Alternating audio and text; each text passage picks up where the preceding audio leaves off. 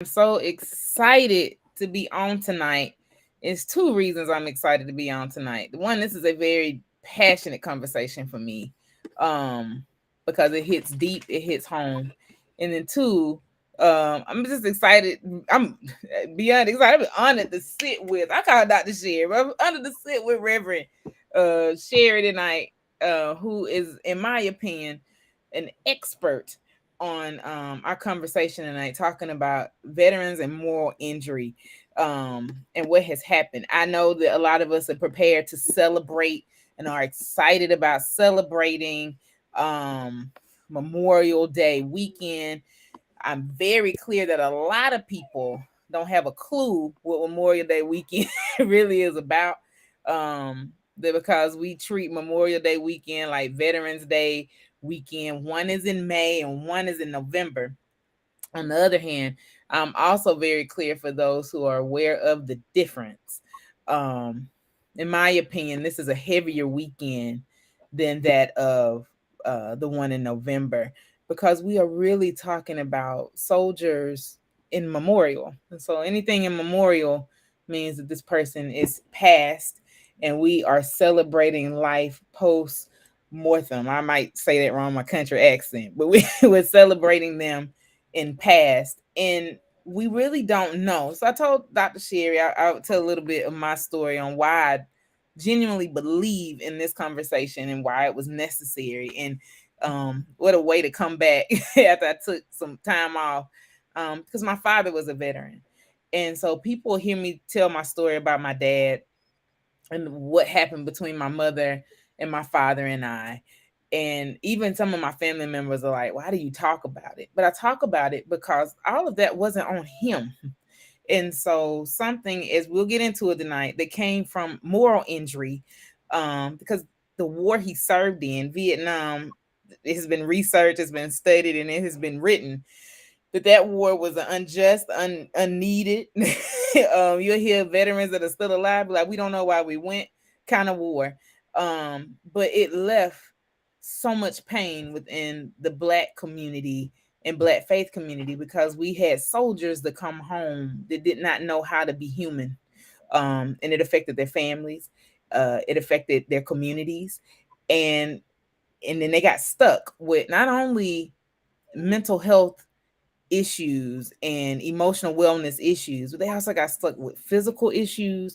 My father, he beat cancer twice, if I recall. And he also had skin issues because of Agent Orange. And so, he literally could not get over, like what happened to his skin and what came out of his skin because of this.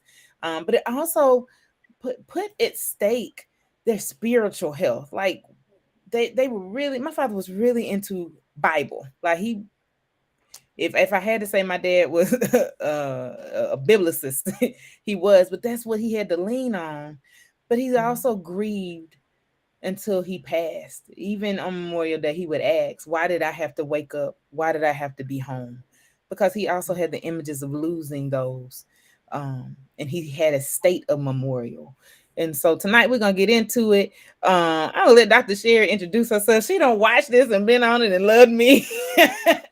And so I want her to introduce who she is to us tonight. If you know Dr. Sherry or other forums, tonight she's gonna be who she introduces herself to be, and you and you get to listen to the magic that she's about to say. I said it on a Healthy Holy Conversation.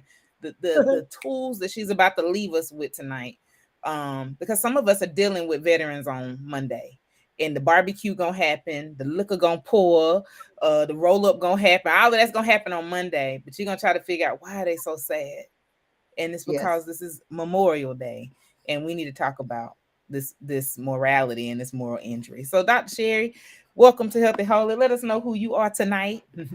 Well, first of all, in my Baptist voice, what an honor and a privilege it is to be with you, Dr. Margaret, tonight. Um, I have watched you from afar, and we've worked together in some capacities. And baby, I have made it to the healthy and holy conversation. And I'm going to try to do my best to do what you have asked me to do on the night. And that's who I am. I mean, I'm simply Sherry. I like to say I'm Sherry, Reverend Sherry, Chaplain Sherry, Sherry from the 800 block of Mooney Avenue, just a country preacher that God has blessed to do multiple things. And one of the things that I do, I am a chaplain, and I work with veterans on a daily basis. And Pastor Margaret, I want to start by saying Memorial Day is not a happy Memorial Day. Let's just start right there and get that right. So if I was doing my editing tip, which I do Monday, Wednesdays, and Fridays, I would say that there is a difference between Memorial Day and Veterans Day. Memorial Day honors those who are deceased. So we should not be having Happy Memorial Day posts. Oh my God. We should not be having Memorial Day sales. We should not be having Memorial. If anything, you observe this day. You observe this day by remembering those who served. But, beyond those served, but all of those who've died, but particularly those who served in military. And Veterans Day is for all who served, right? For all who served. Memorial Day is for those who have died. Veterans Day is for those who have served from 1 day to 99 years, right? All veterans. So we want to set that platform, because as Margaret talked about, on Memorial Day, when you are trying to do your fireworks, if you have a veteran who lives in your community, who lives in your neighborhood, who is in your home, I invite you not to set off fireworks. Fireworks remind veterans, those who have served, especially those who have PTSD, post-traumatic stress disorder.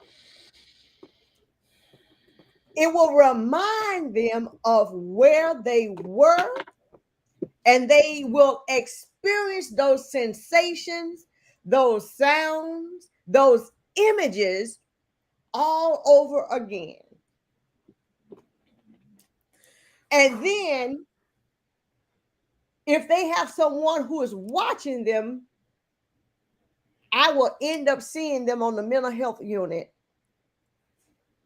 come Tuesday.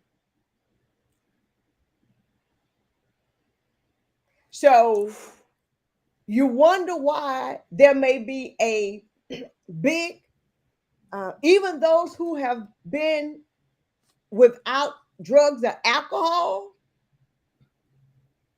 come Memorial Day, because they're trying to drown out the images. They're trying to drown out the images, the sights, the sound, the smell of burning rubber can send a sensation over their bodies, and it will take them back. I only go here, Dr. Margaret, because I need us to understand the severity of the invisible wounds that you may never see, but you will get the repercussions. My God. So she came in hot and heavy. I knew she would. I was ready for it. Maybe not. Yeah. I'm taking notes. My father was a veteran.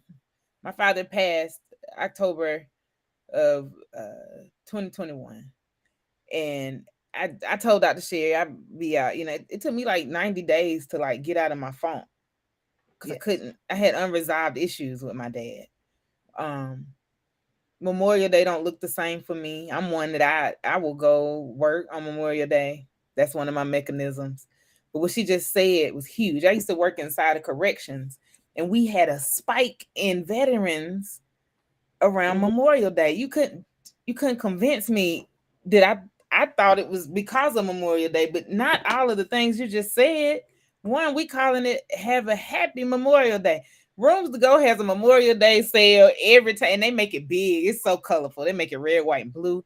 But who wants to buy furniture when they thinking about a casket? I mean, can I be honest? That might be too blunt, but no, I don't want to do that. We have co-opted. We have co-opted the meaning. So even if you go back, I just saw before we came on the history of Memorial Day. When it was Black people, those who had been enslaved, who were remembering the Union soldiers who fought on their behalf. It's circulating right now on Facebook. So even the beginnings is rooted in death. Is rooted in death. And so I just needed us to start right there so we can set the tone of, this conversation. This is not going to every veteran. Yeah. But it is going to be those who deal with PTSD and those who are who were frontline. And everybody who is on drug and alcohol, a veteran, is not because for recreational use.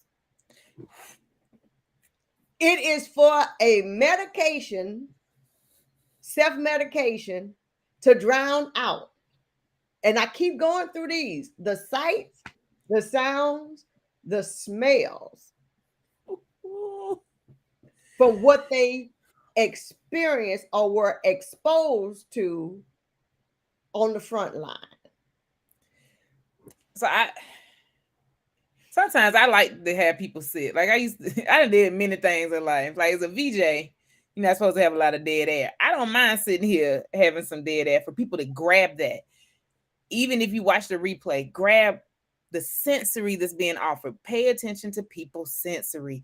We were not there. I wasn't on the front line with my dad, but we could not sounds, smells, the way even we could touch. We had to monitor all of that when I was growing up. And particular holidays, especially Memorial Day, no, I don't want to hear it. Anytime we went to a funeral of somebody he knew and it was a 21 gun salute, we had to get out of there. I don't want to hear that. Like it was, and so Dr. Jamie Eddy is watching. She put capitalism rules everything, and that is one of my questions tonight, because we're talking about the moral injury that happens to our veterans around their lives. Like they get to come home, they do not get to desensitize, and we don't know what they saw. I have a cousin who served in Desert Storm. I have zero clues what my cousin saw, but I know the man that left that used to pick my butterball stuff up, that's what they would call me, came home and didn't want to play with me. And not because he didn't love me. To this day, if he sees me, I'm going to get a big old hug from him. But I don't know what his eyes captured, and the sounds, the smells, the touch. So he couldn't do it. We've been talking about moral injury, and I want to define that. Right. Okay. And we know what the physical injuries are, right? Because we're able to see them, right? But a moral injury is being exposed to an event which transgresses or goes against one's morals, beliefs. So, for example, it's a soul wound. A moral injury is a soul wound, right? So we can give you prosthetics for a missing limb, but the soul is often left undealt with because we don't know what to do with that. It ain't seen. Go to church, read your Bible, pray, and it'll be over. But a moral injury is a soul wound. It's an inability to recognize the moral dissonance between the idolized values and their perceived comeback experience. So, what does this mean? I grew up in church. My core value that I learned in vacation Bible school, I learned in Sunday school, VTU, and all the other places that I went. I got some core values. I'm gonna help my fellow, my siblings. I'm gonna help my friends. With ever somebody in danger, I'm gonna be right there to get them. I am going to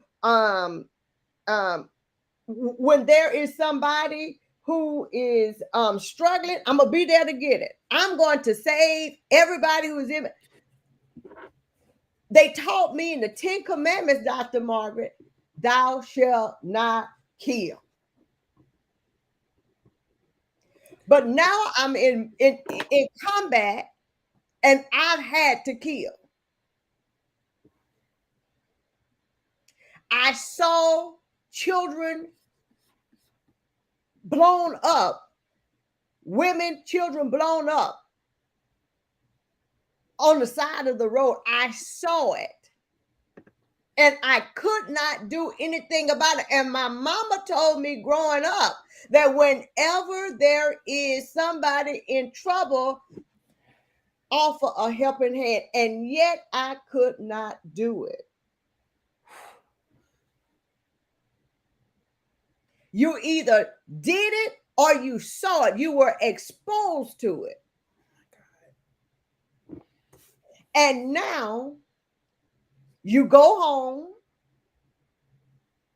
And from what I can understand as talking to veterans is they don't give you no time to process. No. You don't have time to process while you're in it. You can go, they tease all the time, say, you go take an aspirin, you're going to Tylenol, you get on back out there. So you hold all of this in, and then when you get home and they got the welcome signs around you, got the little baby and the wife and all of that, and all the wives and the children. As you talked about, Dr. Margaret, the man or the woman who left 18 months ago or 6 months ago, if they have been in the thick of things, you are not getting back. No. You're not getting back that person. You're not getting them back. No. You're not getting them back. And so it doesn't matter if you were in, I had a veteran who was Korean. He was in his 80s. He could not get over the fact that he killed children. So what do I have to do to try to bring what you did and what you were taught and what you're, how do I try to reconcile the two? Ooh. And so we go through this thing. I always give this example that you were doing a job.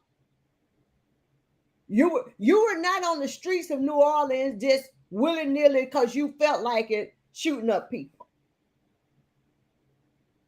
But you were at work doing a job of taking out an enemy, which is totally different from from going out just, because it's your Second Amendment right and shooting up people. That's different. Ooh, so that. Ooh. Go ahead. put a pin right there because you threw up the Second Amendment. I hope everybody heard that. This is being defined beyond anything that I could even imagine. So y'all should share this with your friends. Like it, love it, share it. If you didn't get a clear definition of soldier so far and job description so far, then go back and watch the replay and listen to it again. Mm-hmm. 2, I don't know if this is where you're about to travel, but I'm going to get this out because I'm sitting here thinking about the text, and I'm using biblical text tonight. And I'm thinking about the many faces of David that we saw. And each face of David went from shepherd boy to musician for a king to celebrating him taking a life to save everybody else, what you just went to then having to take the life or go about taking the lives of those that he was supposed to be protecting. Then we got different brain work from David. Yeah, we got David. Yeah, we got that. So I guess I thought about David in his tour duty. That's what I'm gonna say because that's what it ended up being for him. The effect and how that looks at, and I am today for some of my people that the Bible ain't up today or the Bible is perfected in what it is. That's not where I'm going with this. But how, because you said something powerful. We go over, we're doing the job, we fight the enemy, we come home. No, not nan time that we had a process that we just killed. We don't know who we did. We just blowing up the area to cover it. How does capitalism affect grief and celebration? Because we have to do that simultaneously when we're thinking about soldiers out there. They're grieving loss while we are in the state celebrating the win. Yes. And you know, that not only so the moral injury and the soul wound is I did it and therefore I am.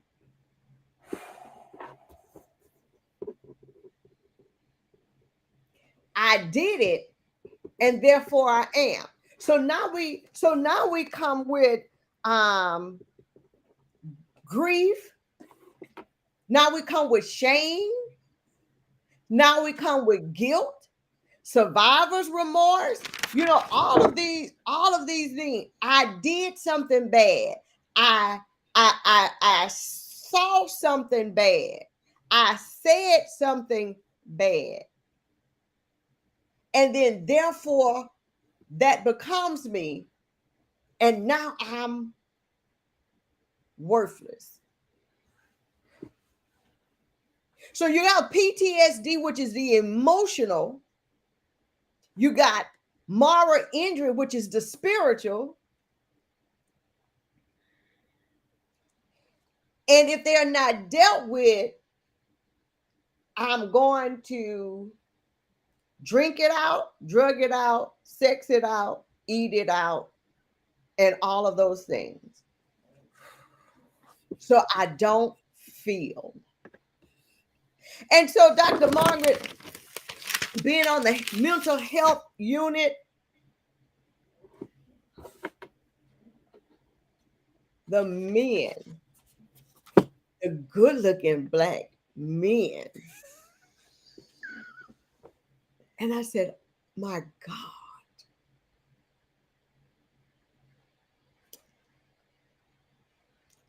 I don't want to. Damaged is the word. I am going to use this word, damaged. Now, that's not everybody's story. It's not everybody's story. And I realized that, as someone told me this week, I'm seeing the worst of those who come, and there are many who never come.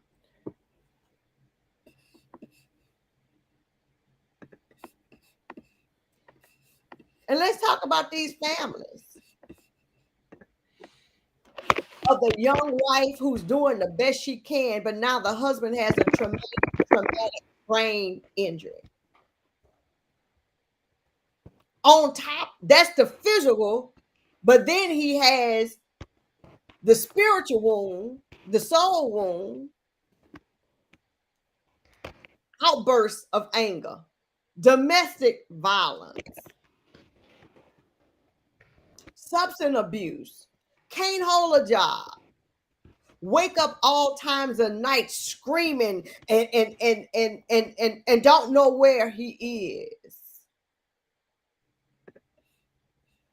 And that young, and I'm saying young because I often see them coming in with the little babies and they're gonna have to do it basically by themselves.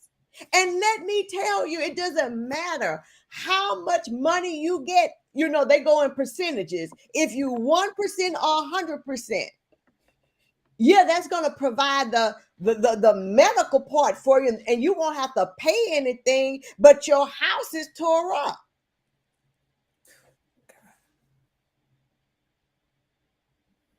And so the dad can't, and I know women, there are women too, but mostly, we're seeing men.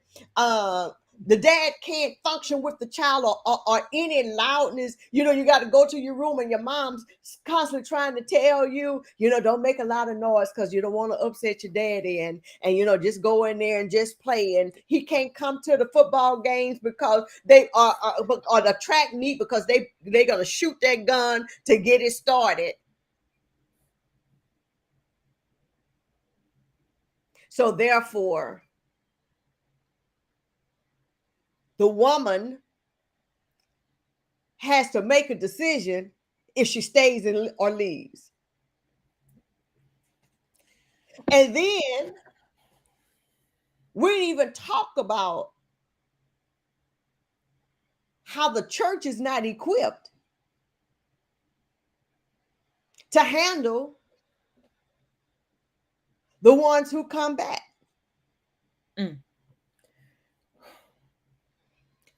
I'm gonna breathe for a minute. You take your breath because you got us over here breathing and panting. This conversation is good. For those of you who are watching, please leave questions or comments. Because when I say my friend is out here giving you everything that you need to know tonight and giving it to you right, like it with breath to process, like you got to. And I do, as she takes her breath, I know that there are women who are soldiers who have this, they suffer here as well.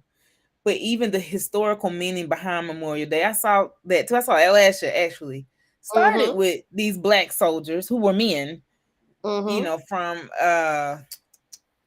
it was the Civil War. Civil War. And so, mind you, while those Black men were fighting, risking their lives, doing things like stealing ships because they was determined they was going to be free. And here comes this capitalism. Dr. Jamie said it. She said it beautifully. Capitalism rules everything. And so I know, that moment we talked about the men, because that really is in Margaret's opinion, nobody's on here from the government. The target, if I can take out what I think dominates and put them on the front line. I use David for a reason, because David went to the strategy of putting something on the front line to cover his. So if I can do that, that will eliminate two threats at one time. It will fight the war I needed to fight, and it will take out that thing that can take me out. And so Black men have been seen as a threat for a long time. And these promises of college education. We're coming out of, those who see military as a way out. But then when they are wounded or experiences, problems, oftentimes not because there are not programs, but a lot of times, if you think about it, Margaret, I have seen, and I have asked the question, especially those with mental health challenges, schizophrenic, bipolar, things of that nature. And I often ask, Were they like this before they went in? Some of them, some of them were, but it did not exacerbate until they were put under pressure. Mm-hmm. They Because had a break. they were put out there, and then and you find out they schizophrenic, they have bipolar, all of those things that y'all talk about in mental health. And so homeless, you become homeless. A lot of people that's homeless, the vets, they're veterans. Mm-hmm. They're veterans. And it's not because programs are not available. Sometimes they cannot be in that kind of structured environment, and because of their mental health challenges, or things of that nature. But yeah, this is a family situation. It is not just the person who went. It's the family situation, and thus it becomes the community situation, and it ought to become the church's situation. So can we stay right there for a moment? Stay right there as long as you want to. It's your show. Let's stay right there. It goes from individual, yes, to family, to community. yes. Black faith community. I'm 42 years old, and I dealt with this stuff my entire life. Mm-hmm. And I did not find Black faith community that I was connected to as a child, nor as an adult, know how to manage what comes in that family unit around a veteran that has experienced wartime. They don't. You will have prayer. There was even encouragement when I was a child. The statement made to my mother around my father was, if you would learn how to get over your grief around your father dying early, it could let him be the man he needs to be and not have to live in the recall. They had my mother and father's marriage had nothing to do with my daddy's recall. Can I be honest? Some of the stuff she did might be triggering. That sentence didn't even go together, but that's how Black faith community managed it, because he made it home. That's all you would hear. Well, he made it home. We should celebrate he made it home. But here's this community problem. He made it home, and now what is this going to do for the community, family, and himself? My father would tell me stories. He said, I would rather be homeless because I make more money. Capitalism. I made more money being homeless and dropping into the VA with mental health issues than I could getting a job being a Vietnam vet. I couldn't even get a job. When they realized what war I served in, I couldn't even drop fries at McDonald's, but I could be homeless, show up at the VA, and get a check for them to run experiments on me, run mental health stuff on me. Like that, again, sitting in this soul wound, because now my humanity is stripped. That's right. I came home, and the celebration versus the grief. Yes. Yeah. We can go. That's huge to me. Like how can, if it's a community issue, it should be a church issue. Yes. And so we Dr. James, I'm sorry. I'm thinking about grief, so I see Dr. James' name. I'm sorry. If she's still on here, I hope she chime in if she's still on here. Say her name. Dr. Margaret, the church has not done well at anything but shouting and preaching and churching. And so what it takes to set captives free, to give sight to the blind, and all of those things that Jesus talked about in Luke 4:18, we lack. So if we're going to be holistic, Jesus said, I come to give you life, Zoe, ultimate life, not just the physical life, not just your spiritual life, mind, body, and soul. Okay. So therefore, we need to have You can have like you got Boy Scouts and Girl Scouts in church. You can have a VFW post in your, these kinds of things, these kinds of outlets. So when I was coming up, my uncle had gone to I can't remember if it was Vietnam or one of them, but he, back then they should call it shell shock, right? Mm-hmm. It was shell shock. And so he would come home and all of his outbursts would be at the church. Now I'm in 10, 11, even younger grade. So, he go sit at the edge of the pulpit. He just do all of these things, right? I had one uncle called to preach. So when he went to preach, this other uncle, he'll just come and he'll just go sit up there, right? And all would be so shame. And I'd just be, oh my God, why are you doing this? Now I understand, or it helps me put some stuff in perspective that he was dealing with something spiritual. Because when he did his stuff, not to say he didn't do things at home, but the church. So now I can see this was a spiritual issue. This was a soul wound that he was trying to deal with at the best place he knew to deal with it. And it was at the church. The same place, which is why content out of context equals malpractice in the pulpit. I'll say that again, and there's a reason why I'm saying this. Content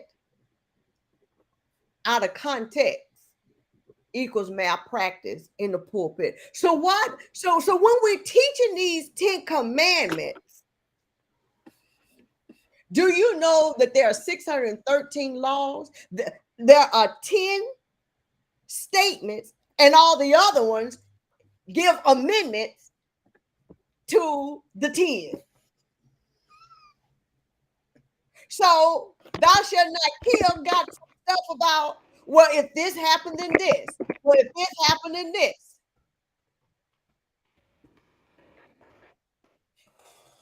Thou shalt not do this. But if this happened over here, you can do that. But over here. So not being so dogmatic can help perhaps those who have to kill to understand there are some amendments. But when we don't do that, then we cause injury and harm from the pulpit. Dr. Sherry got us rolling in the deep. All the songs coming to my mind. So we done got in it. I know that's an Adele song. And I even talked to her about this title because I knew we were going to go. But baby, when I say rolling, I got preachers that watch this, Dr. Sherry. I know they do. They ain't going to say nothing. But content out of context equals malpractice in the pulpit. I need y'all to go. Yes. I need y'all. Woo.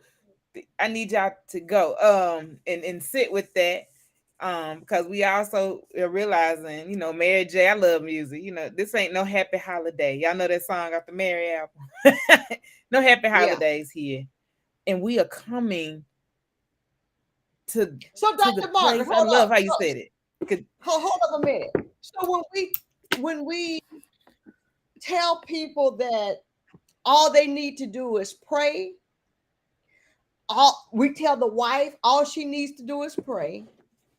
If she'll just have enough faith, her husband is going to get better. If you just do this, you don't need no going up there to no therapist. You don't need to be going up to no to telling anybody your business. But see, in the Black church, the pulpit is king. Ooh, Dr. Sherry. Oh, whatever the because that pulpit, if the preacher, the pastor give the people permission, I promise you they'll do better. They'll go. But as long as the pulpit is saying things like, you don't need to go, that all you need is Jesus. If you just come to Jesus, everything will be all right. No. There are gifts given for the edification of the church. Y'all have no idea how I want to throw something at her. Like, therapy, the Greek word that is rooted in therapy, or therapy is rooted in, has the connotation of saving, of helping. My God.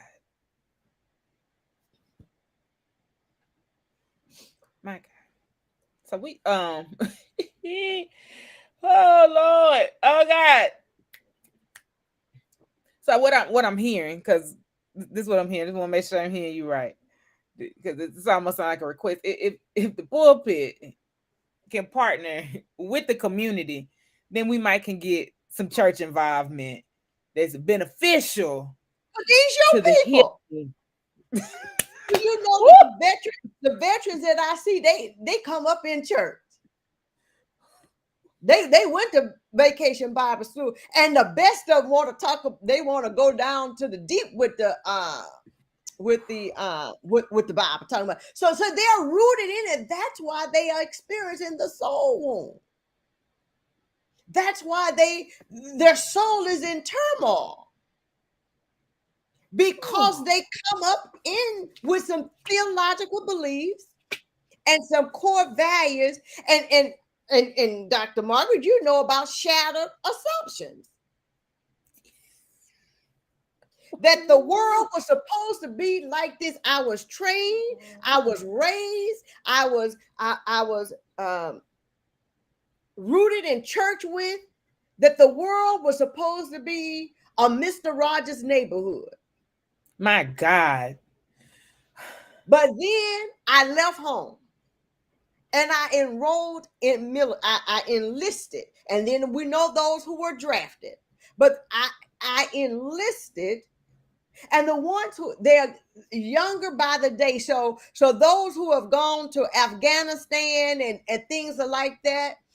So now they're coming in they're in the system, the Iraq war in Afghanistan. So now they're in the system, and they are having these TBIs, traumatic brain injuries and things of this nature. And they and they want a date, and they look good, and they get married. But because of the wound, and some of that is to mask the wound. If I just get married, if I just have some children, if I just do these things, then over here would be better. And so it's not. It's not. It's almost this, Dr. Shea. Just doing research. If I can go get 40 acres and a mule, if I can just go look like, then it'll make things better. And then I can get my humanity back. But what has happened is that does not come back. Dr. Shea said it, y'all go back and watch this replay. She said it. Who left to go is not the person you're going to get back. Who left to go is not who's coming home. It's not. And so this individual problem, and I'm using the word problem because I don't have a better word, Dr. Shea, if you can help me. This individual, because it's not just this a problem. Like, I leave with the notion of all the tenets that I grew up with. Black faith community, y'all fight me tonight, but there was a Bible around you growing up, because that's what you knew. We still got our family Bible where we clock all the deaths and the births. We do. No matter where you are with your spirituality, I got these tenets, because this passes down from my mama and my mom and my mom and them. And then I go and literally don't follow none of them because that's a command. Yes. I get a command not to follow none of what you told me Yeah. to do. And so now this is an individual problem, becomes a family problem. To make sure I got it right, it becomes a community problem where the church is detached from community by offering us, if you pray about it, it will go away. But that's not working. And so we got people masking their issue in relationships. And I've seen some, Dr. Sherry, masking in education achievement. Work. Yeah. Work. I've seen them masking entrepreneurship. They're serial entrepreneurs because I can show you I can build. I can show you I can make it. I can show you I can be a contributing member of society again. Watch me do it. Yeah. And I'm do not it. that person. And I'm not that person that murdered people, killed people. I'm not that person that on assignment, I was an assassin. I mean, I've heard this come to my office. Yeah. I'm not that person. Yeah. Oh, God. And also, and I know we're talking about veterans, but what moral injury also happens in healthcare workers. The pandemic. I only got so many masks. I only got so many ventilators. Who I'm gonna give one to? Who's gonna get this medicine? And so I'm not able to care for all who are in my care.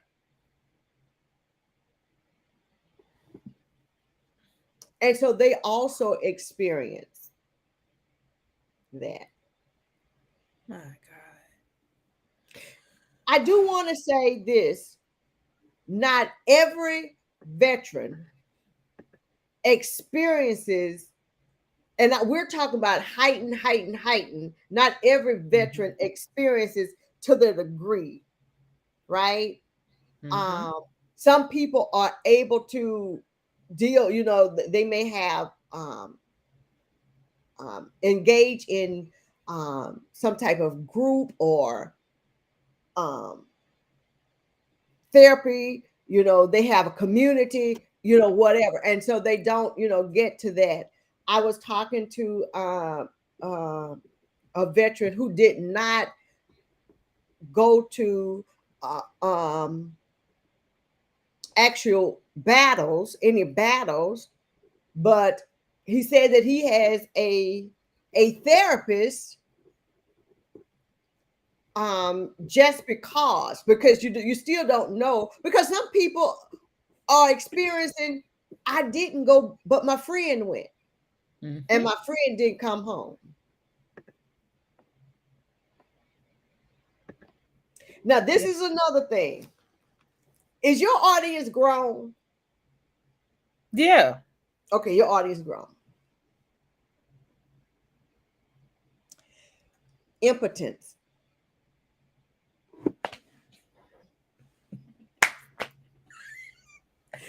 Break it down, Dr. Sher. They grown on here, and if you got your children watching, they just got words because it's a grown conversation tonight about it. Sex is not what it was. If you engage before, it's not always going to be the same. Number one, especially if you take it medicine. Yep. And a lot of people won't take the medicine because they don't want to lose that edge. They don't lose the edge. And So if they do take it, my father slept on the couch. Yes. 85% of the time. Yes. And that's when we knew he was taking his meds. He stayed away from my mother. Stayed away from her. Like, yes. Go on vacation. We had to get a suite. Yes. Because he sleep on the couch. Yeah. He sleep on the couch in the suite. You talking real good right here. Yeah, and so that, of course, that's a problem if you're a young couple, or whatever, or even the older ones, they don't want to take the medicine because it messes with their libido. And so, but you take the, then there's the opposite. If you don't take it, then you got Yep. problems. And You so got problems. As we bring it back around to Memorial Day, let's practice, let's normalize not saying Happy Memorial Day. Ooh. You got me tonight. Because I slip up and say it, not even thinking, because that's what we see, right? Yeah. No. If you live in a neighborhood and that you're going to pop, do fireworks, and some of them will come to some of them will come and want to be admitted so that they won't be in the environment where that's going to take place. We didn't talk about suicide, death by suicide, real big among those who military, because they see that death is the only way out from the pain they are experiencing, which my understanding of death by suicide is not about dying. It's about relieving the pain. Yeah. And thank you for saying that. And I know I'm looking at our time because that's Sherry busy. I want y'all to hop over for her work tonight. She will continue with the brother's name, but they will continue this conversation about trauma tonight, not necessarily veterans, but they continue the conversation about trauma. But you saying that was powerful. We in the Black church like to make things spiritual, baby. We will put the spirit of toenail on somebody. You hear me? Like it'll be a spirit. The spirit of suicide. Dr. Sherry just said something. If you don't know how to take this away, y'all can fight me, DM me, you can call me. Most of y'all probably got my number. I don't know. But the spirit of suicide, X that. I'm trying to get rid of the pain. What is the cultural legacy, historical, whatever kind of burden you want to call it, that's weighing me down, that death looks like the better option than me waking up? Yes. Yeah. That's not a spirit. That is, I got so much weight on me that I'd rather just not be here. I don't deserve to live because I could not save those who were under my charge. My God. I don't deserve to live because others did not. Yeah. Yes. Whew. So I'm looking, Dr. Sherry, I love you. I know we were supposed to call people doctor today, but you a doctor. You're a doctor. I want to take these few minutes. Y'all ask questions, make comments. I am a doctor of the soul, so I'm gonna take it. I am a doctor. Come on, doctor. So yeah, Dr. Sherry dropped every nugget that she had in the time block she had tonight. I'm not finna push her anymore. How can we get in contact with you? And well, before that, what are some resources that can get the church or faith-based community connected to the overall community for our veterans at this time? You giving us several. This is gonna be very, very simple. If you have a veteran that's in the hospital, at the VA, or if you have somebody who is in a mental health unit that's a member of your church, we faithful to go when they got cancer. But those who are in the mental health unit very seldom get a pastoral care visit. That ain't costing you nothing. Take community to them. Bring your prayer circle to them. This is not costing much. So when we have to do a spiritual assessment, one of the things we ask, what is your religious tradition? Do you have local church affiliation, what's your pastor's name, and do you want me to call him?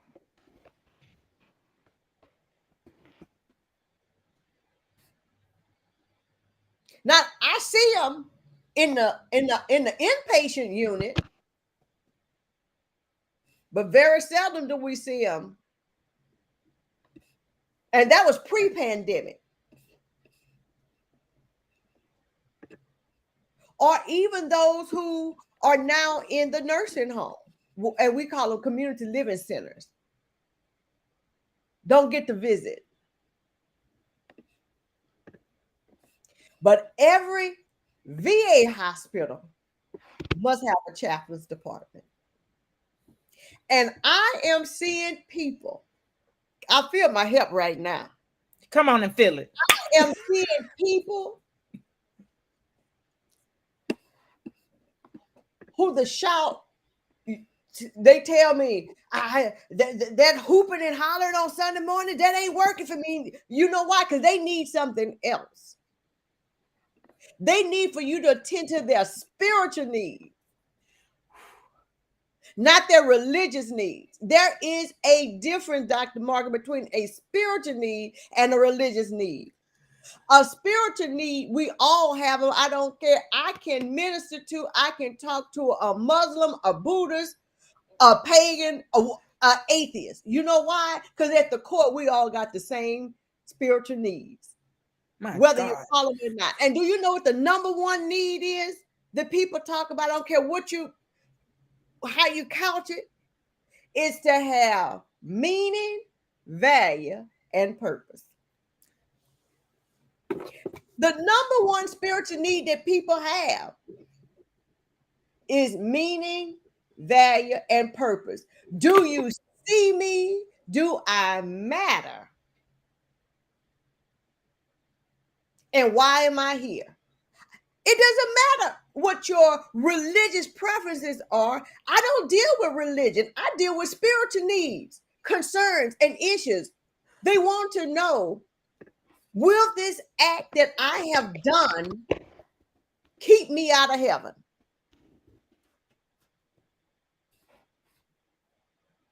And so I'm dealing with people in the trenches, the people that you won't come see, the people who, I'm from the country, ain't coming to see you because they know that you're not equipped to deal with the questions. Case in point, and I'm out of here. I'm Baptist. I don't know what this 2-3 or what clothes this is, but I got these clothes are good. You preaching. So yesterday, I'm talking about things that they won't ask you, the pastor, because they know you don't have the answer. My God. He started off telling me, now I told you that I'm down here in New Orleans, so they done grew up in the church, the Catholic church mostly, but all. And so he just starts, I even asked him. He said, yeah, my wife keep on me to go to church. I know I should, but I ain't going because they all, they go through the same, they all hypocrites and they ain't no good. And nobody no good. We talked a little while. Usually I'm going to go get my little stuff. I'm going to go into the next room. But the Spirit had me to sit with him because I felt that there was something else he wanted to say. We talked at him and hard, and I told him, about not wanting to go to church. I said, well, you know what? You probably shouldn't. You probably shouldn't go because you're going to add to the people in the church that ain't no good. I said, now, I know this ain't what a preacher tell you, but this is what this preacher gonna tell you. If we could just get rid of the people in the church would be good. It'd be perfect. But you got those old people got to go to church and that messes things up.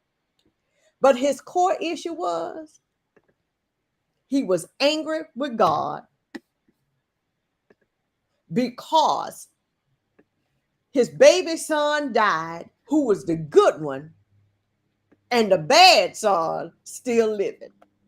And his question was, why didn't God take the bad one? I said, so sound like to me, you're angry with God.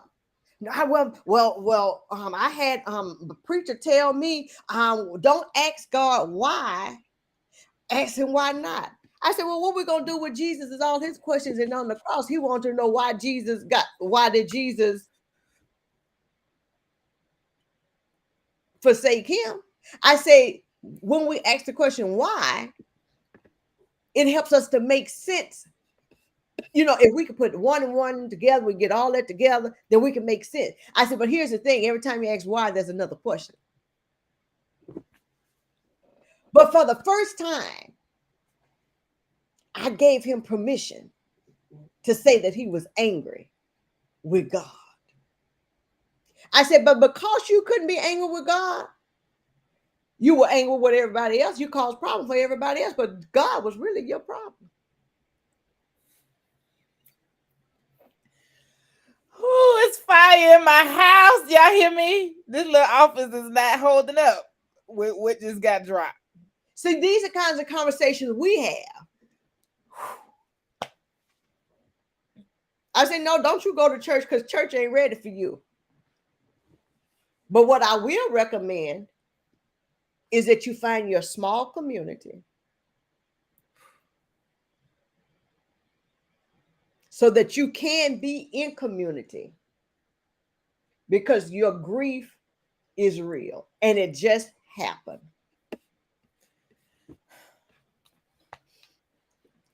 I have so many people I got to bring back. I still got to bring Latasha back because she came in here talking about ethics and question, does the church have them? You didn't came on here. Other people. And that church may not be ready for you, but you still need community. Yeah, please, you said at the bottom, please support. Please support Dr. Sherry. She do so much. Like, if you're working on your doctorate, I'm gonna get with her really soon. She can help you form it right. If you are a preacher, she can show you how to show up with a damn good sermon. Y'all need to follow up with her, but please follow. And if you are one that is concerned about how you are working, it's not too often you can have reach with a board certified chaplain. Some of y'all don't even know what that is. That's a big thing. And since you said that, and I know, because Garland gonna be waiting on me. People often say that, oh, I want to be a chaplain. I want to. So what do you got to have? What do you? I want to go in and pray with people. I can do that. So when I run down the qualifications and the credentials that you need, so we're not just people that go in and pray. Sometimes I don't pray at all. Sometimes they tell me they don't want to pray because they ain't caring about what I got to say. But I sit there and talk about jazz and everything else. And before you know it, they talking about God. There are primarily 14 spiritual needs that crosses everybody.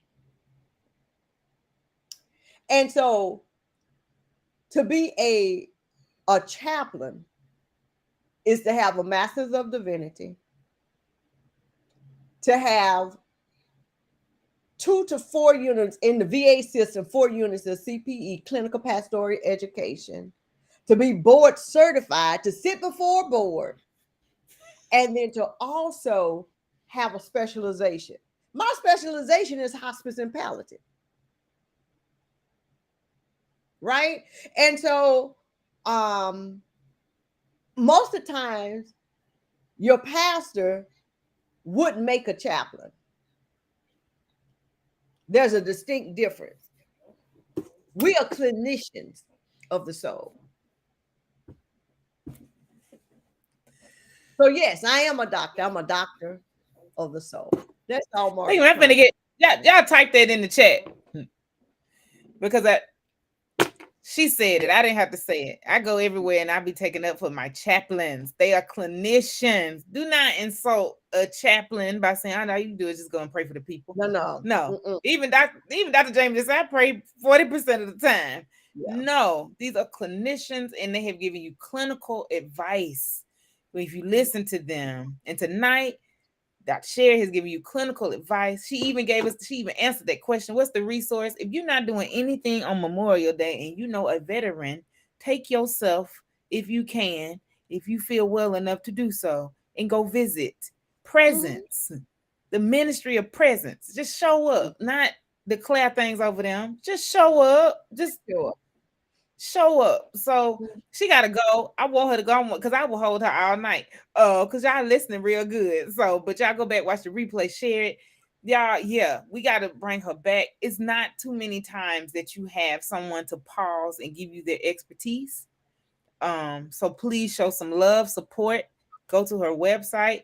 What she is offering is facts, truth, and it will bless you. Tonight, if you want to support Healthy and Holy Conversations, after talking with Dr. Irene about 5 months ago, I'm not ashamed to tell you where you can send, because we want to make sure that currency goes and currency flows, because this is not a free conversation. A lot of people are, you just watch it on Facebook, it's free.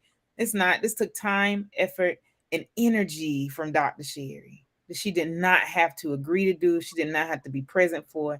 It could have said, no, I can save this for some presentation. I can save this for a book. Some of y'all got some book quotes out of here tonight. I know I did. I got 2 pages of notes over here. But not not content out of context equal malpractice. Man, that's your when I tell you I'm quoting you, I got my Cadence Arabian ready. Quote you over that tonight. That thing was good. So that y'all please show up, support. I love y'all. Dr. Sherry, is there anything else you want to leave us with tonight? Because they hanging on. Like they not even getting off of here. They linger. I just want to thank you for the work that you do, and for always, whenever I've called upon you, you've always come through. We are better together. When you can do what you do, and I can do what I do, and others do what God has called them to, then we have a perfect picture of Jesus. Jesus had all the gifts, right? But your gift and my gift and Dr. Jamie's gift and others' gift, it takes all of us to be a composite of Jesus. My God. May all be well with you. Yes, y'all be blessed. Stay healthy and holy. Stay on the mend, and we will see you all in June. Be blessed.